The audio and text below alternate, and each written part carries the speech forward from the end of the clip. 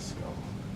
When you paint, there is no method to your madness, just gorgeous beauty, a lightness in your technique, but something devastating about the reason why you use black and blue hues in your paintings. It reminds me of the first time I saw firework, because I learned that the Chinese use the gunpowder inside of them for war rockets, and they knew that fireworks, although they're beautiful, they're really destructive elements packed into something pretty. And I think the Chinese had the same theory as my big brother. Well, destruction, it's okay, just as long as you make it beautiful.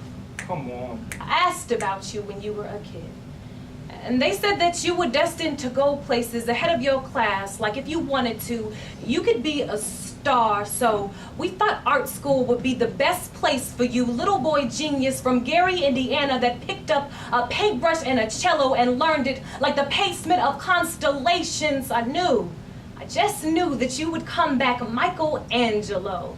But peer pressure had you thinking that being a rocket wasn't the best way to take you to the clouds, and maybe you were doubting that you were a supernova because you started experimenting with that gun powder to make your explosions brighter. Duncan flickers had you thinking that you could shine like the moon. You left your sanity in the bottle of brown and clear canvases. You came back to Van Gogh.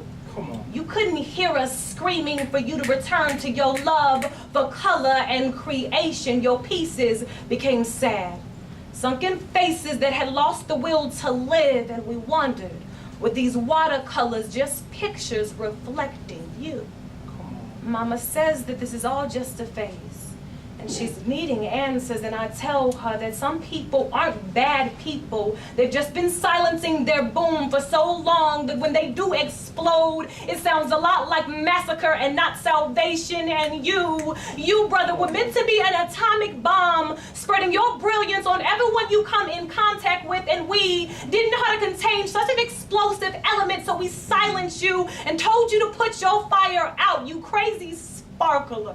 So obsessed with creation that you wanted to see something go from whole to pieces, and you had to have that power. So obsessed with color that you burst capillaries and blood vessels, leaving your signature on my mother's arm and my grandmother's back. Little brother, I know that you can take yourself out of this black hole that you have drowned yourself in. I know that you can get hope, leave us a comet, and come back a kite soaring, make everyone stop and stare. Remember the first time that you saw a firework, how it raced towards the sky like it had been dying to tell it something, how it lit up the dark with colors as if to say, I'm gonna make you beautiful.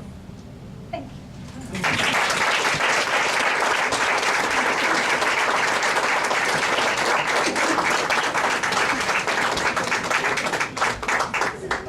Judges. Deux, trois. French. That was Japanese? No. It's French. I took French at school. All right, below the high, we got a 9.5. Boo! We got a 9.5. A 9.9. Yeah! 9.9. Yeah! And a 10.